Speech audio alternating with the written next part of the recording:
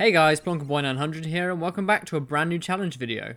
If you've been a fan of this channel for a while, you may remember that I did a Game Corner prize Pokemon only run on Crystal. That video was actually really well received, so I decided to make another one. This time we find out, can you beat Pokemon Yellow using only Game Corner prize Pokemon? The rules for this are very simple. I can only use Game Corner prize Pokemon in battle. However, I don't actually get to the Game Corner until I've got 2 badges. In this instance, I'll be using Pikachu only until we get to Celadon City. After we get our Pokemon, he'll go in the PC.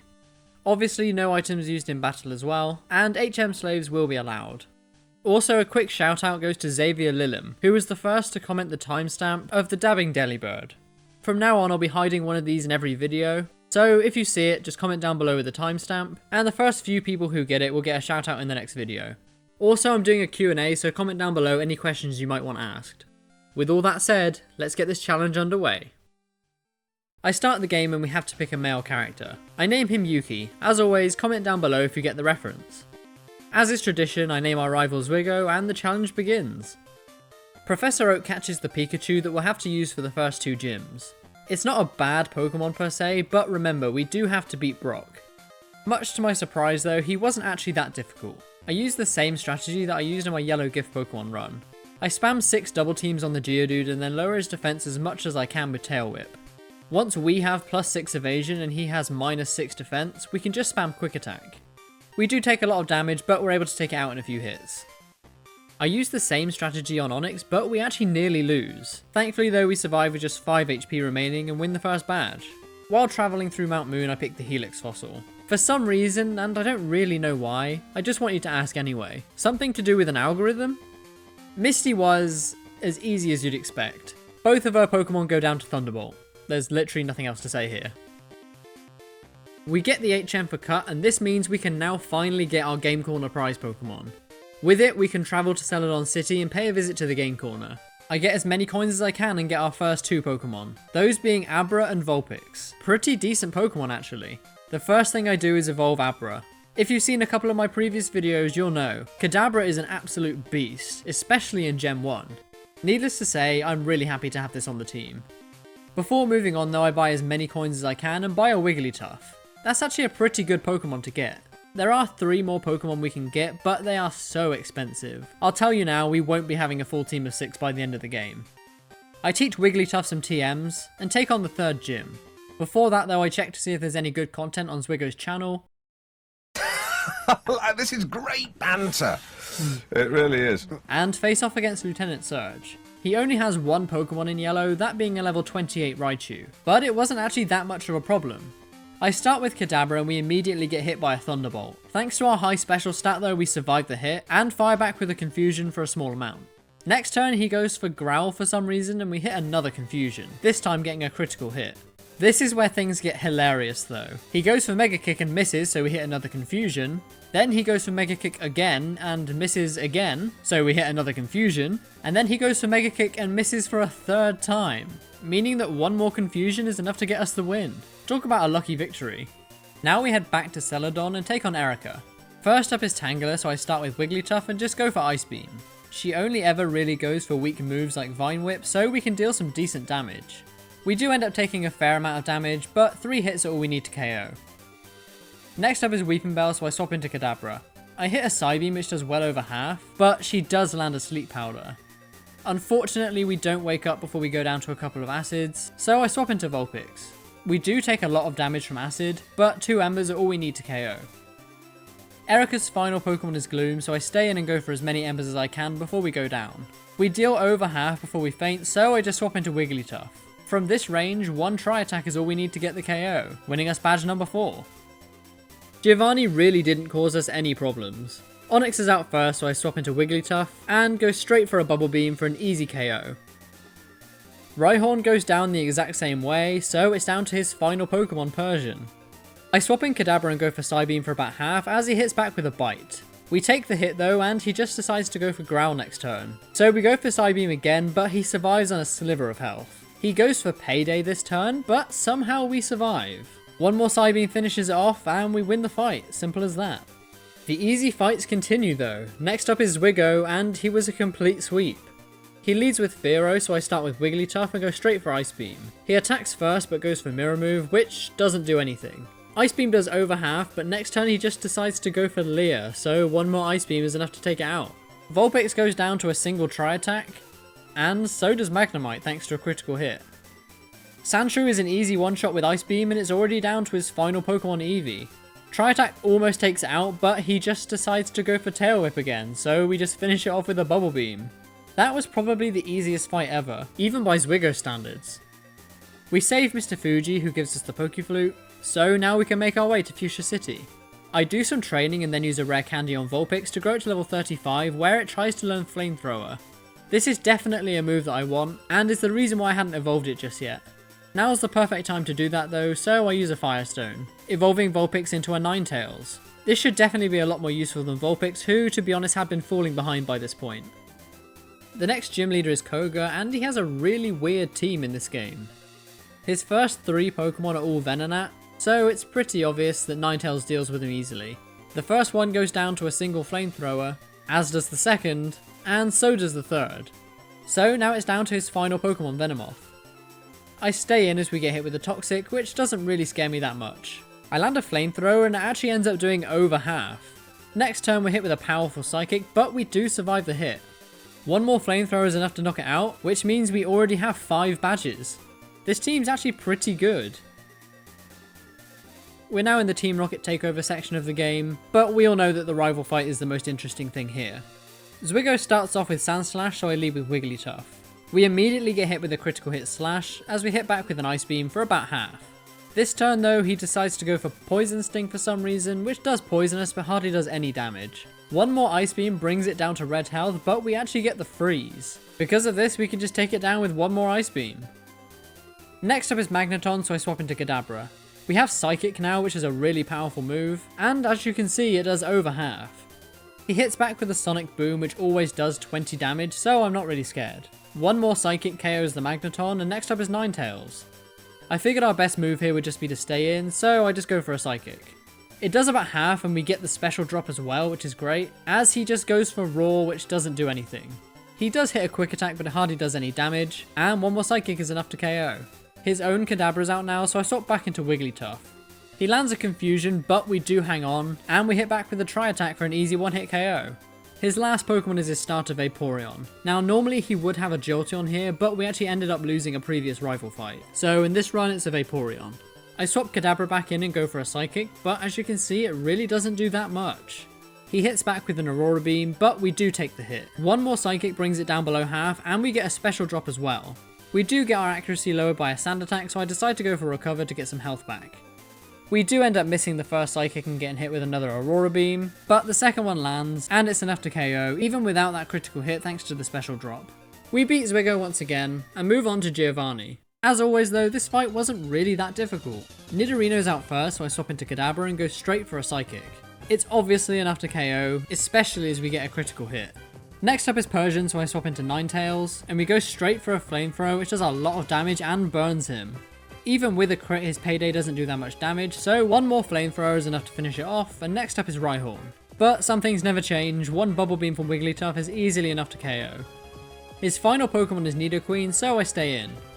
He lands a double kick on us for a good amount of damage, as we hit back with an Ice Beam, which does a decent amount as well. We can't quite take it out before we go down though, so I just swap into Kadabra and go for a Psychic, which is pretty much a guaranteed KO.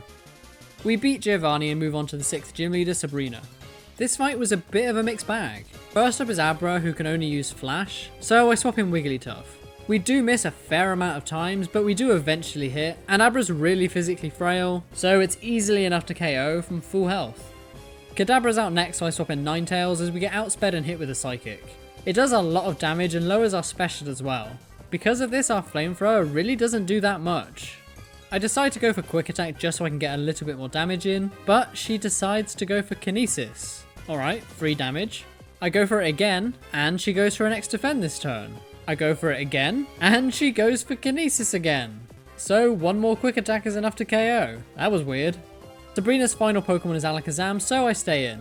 We get hit with a Psy Wave, but it's a weird move and does random damage, so we survive. I confuse it with Confuse Ray, but we go down the next turn. So I swap in Wigglytuff and go for Sing, and start spamming Tri-Attack, which actually does quite a lot. We go down in a couple of hits though, so it's down to my final Pokemon Kadabra. Obviously we get outsped because we're 10 levels lower and the pre-evolved form, and she gets a critical hit Psychic as well. We do survive though and land our own Psychic, but it's not enough to KO.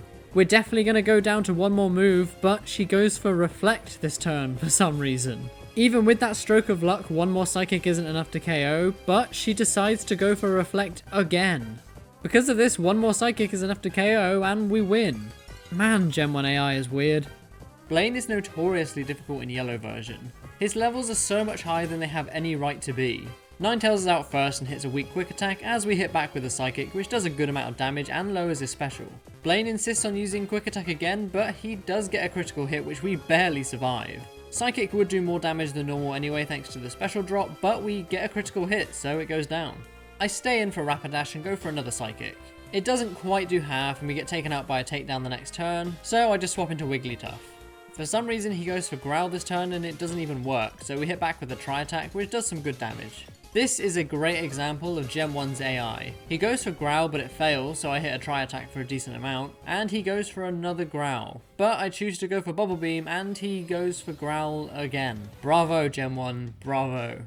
Blaine's final Pokemon is a level 54 Arcanine, so I swap into Ninetales. We get hit by a critical hit Fire Blast, but we do confuse it.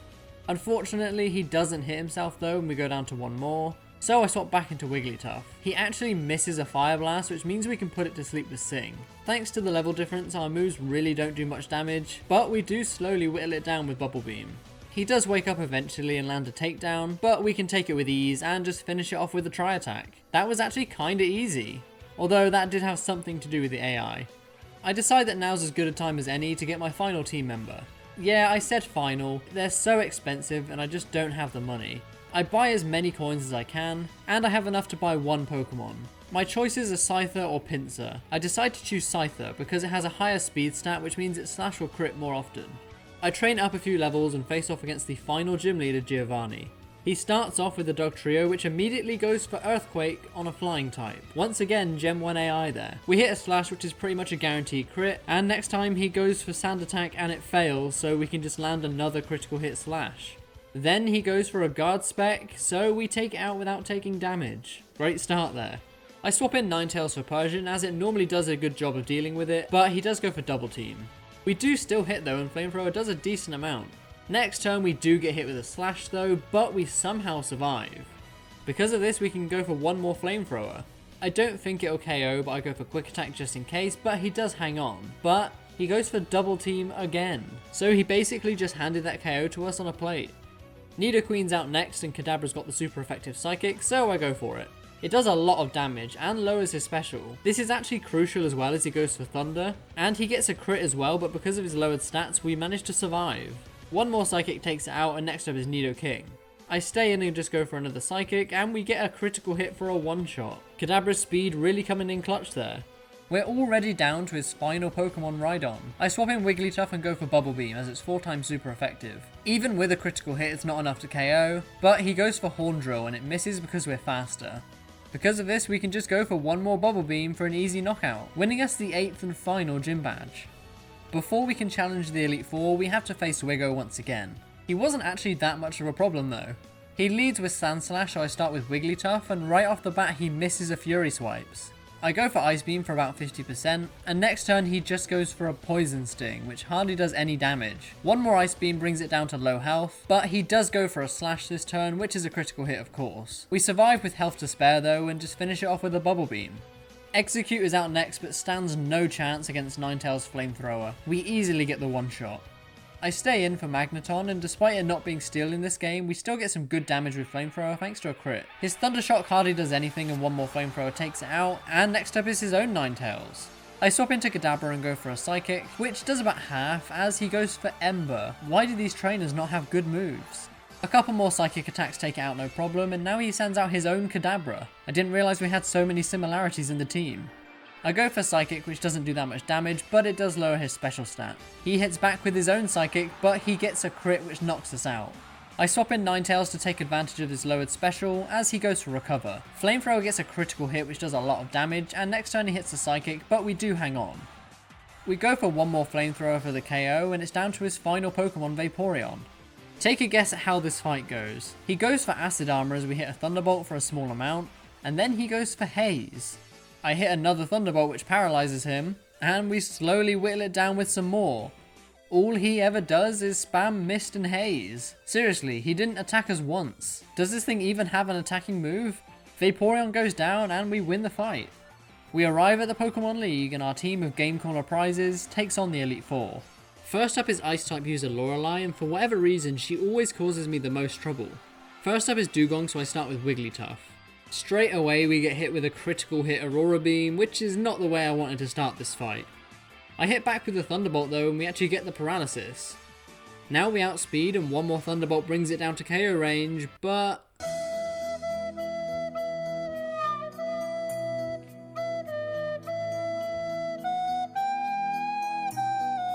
Of course. Thanks to the way that Gen 1 sleep works though, by the time she wakes up it's too late and a few Thunderbolts knock it out.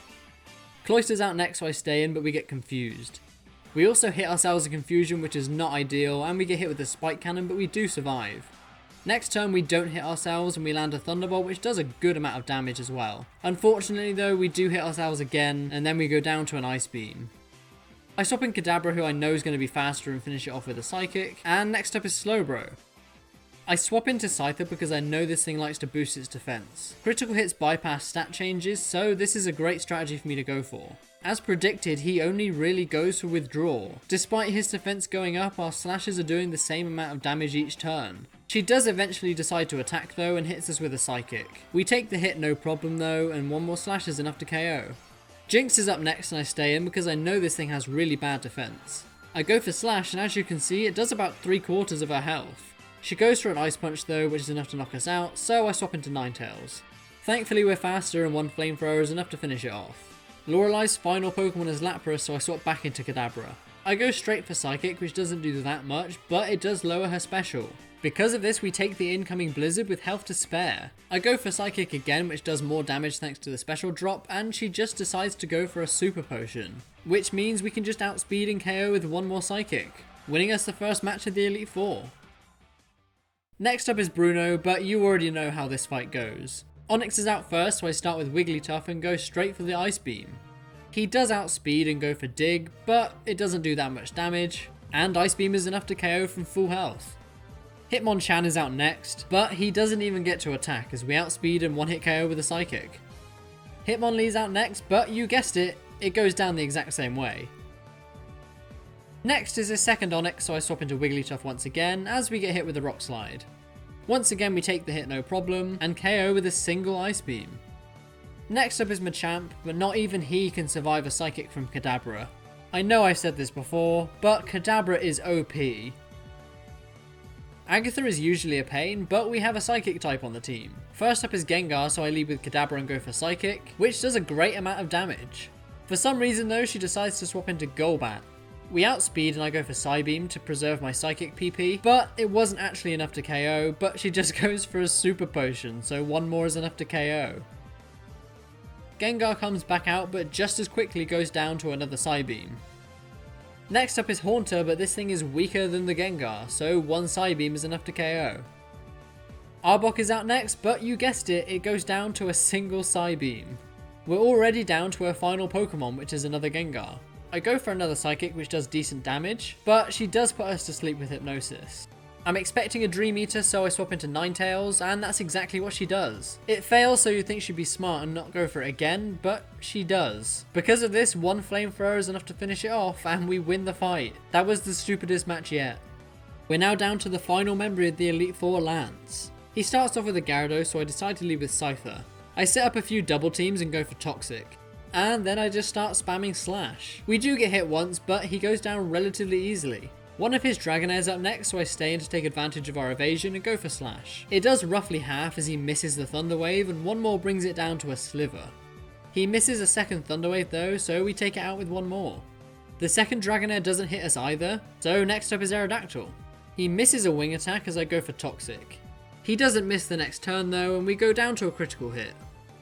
Now Scyther's reign of terror is over, I swap into Kadabra. We get hit with another wing attack which does over half, as I hit back with a psychic, which does really good damage. Next turn he goes for Hyper Beam though, which obviously knocks us out, so I swap into Ninetales. He actually misses the Hyper Beam this turn. He gets damaged by the Toxic, and we finish it off with a Fire Blast. It's down to Lance's final Pokemon, Dragonite. Right off the bat he misses the Thunder. We land a 4-time super effective Ice Beam, which does about 50%. Next turn though he goes for Fire Blast and doesn't miss, and it does a hefty chunk of damage. A second Ice Beam is not quite enough to KO, and he goes for a Hyper Potion to fully heal him. We hit another Ice Beam though, bringing it down to half, but he hits a Thunder the next turn, which is enough to KO. Ninetales is my final Pokemon, so I'm getting a little bit worried. I decide to play it safe and go for Confuse Ray, but he does land a Thunder for about 50% of our health. I go for Fire Blast this turn, which doesn't do that much damage, but he does hit himself in Confusion. I play it safe and go for Flamethrower this turn, which isn't enough to KO, but he does hit himself in Confusion again, knocking himself out. We beat Lance, and all that stands between us and victory now is the champion's Wigga. I knew going into this fight that it was going to be difficult because we're under-leveled, but I give it a go anyway. Sandslash is out first and goes straight for Fury Swipes, but it hardly does any damage, and we fire back with an Ice Beam for about 50%. He does hit a critical hit slash the next turn though, but we take it like a champ. One more Ice Beam brings it down to low health, but we do feint to a slash the next turn. I swap in Ninetales to finish it off with a Flamethrower, and next up is Alakazam. I swap in Scyther who gets outsped and hit with a Psychic, but he just hangs on with 2 HP. I set up a double team, but this wasn't really necessary, as he decides to go for Kinesis this turn for some reason, and we hit a slash for really good damage. We must have a speed tie as well because we're faster the next turn, and it goes down to one more slash. I stay in for Executor and go for another slash, but we miss, which is a 1 in 256 chance of happening. He misses his move as well though, so we do get to land one slash before we go down. I swap into Ninetales and go for Flamethrower, but it's not quite enough. He goes for Stomp though, which doesn't do that much either, so we can finish it off with one more. Next up is his Ninetales, so I swap into Kadabra. We get hit by a weak Quick Attack, and fire back with the Psychic and get the special drop as well. We outspeed the next turn though, and get a critical hit Psychic for the KO. Magneton is out next, so I swap back into Ninetales, and hit a Fire Blast for decent damage. He just goes for Screech though, so I go for Flamethrower this turn, which brings it down to KO range. We get hit with a Swift, but it doesn't do that much, so we can just finish it off with one more Flamethrower. It's now down to his final Pokemon, Vaporeon. I swap into Kadabra and go for Psychic, getting the special drop. As seems to be tradition though, he goes for Mist. He actually decides to attack this turn, going for Quick Attack, as we land another Psychic. We get another special drop as well. He doesn't go for Quick Attack this turn, so we outspeed, but we actually get a critical hit, which means it doesn't KO. We survive the Aurora Beam though, and one more Psychic is enough to finish it off. Vaporeon goes down and we beat Zwiggo, and beat Pokemon Yellow using only Game Corner prize Pokemon. Thank you all so much for watching. I hope you guys enjoyed this video. It's been a while since the first Game Corner prize Pokemon run, and I just really felt like bringing it back. I had a great time with this run as well. I've never really used a Wigglytuff before, so that was kinda cool, and Ninetales is surprisingly good in Gen 1. Speaking of good in Gen 1 though, let's not forget Kadabra. He didn't carry the team as much as in my Crystal run, but he was definitely still the best member of the team, no questions asked. Scyther was a latecomer to the team and a bit of a one-trick pony, but that one trick was surprisingly good. Overall, the team was really solid. Would I recommend you try this challenge? Absolutely. It's a lot of fun and it's a really new way to play the game, so definitely try this one out if you're interested. If you enjoyed this video, then please leave a like and comment down below with what challenge I should take on next. And as always, please consider following me on Twitter and Instagram, and joining the Discord. All the links you need will be in the description below. Also, I need to give a shout out to our new Tier 2 members. Thank you very much to Benetril and Brace Mino. If you're interested in becoming a member and supporting the channel, then click the join button below, or there'll be a link in the description. Tier 1 gets you some amazing emotes, and Tier 2 gets you a shout out in the next video. Obviously it's completely optional, but the option is there for the people who want it. With all that said, thank you all so much for watching, until next time.